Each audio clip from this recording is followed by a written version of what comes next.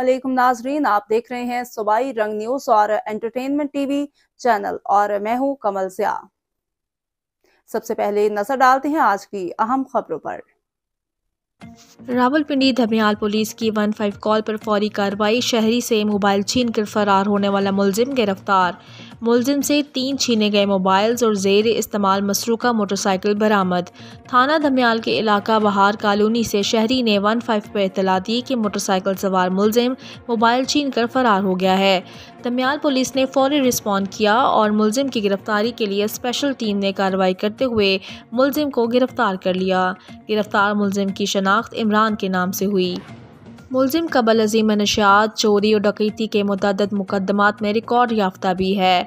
मुलजिम को शनाख्त परेड के लिए जेल मुंतकिल किया जाएगा। मुलजिम के दीगर सहूलतकारों को भी जल्द गिरफ्तार किया जाएगा।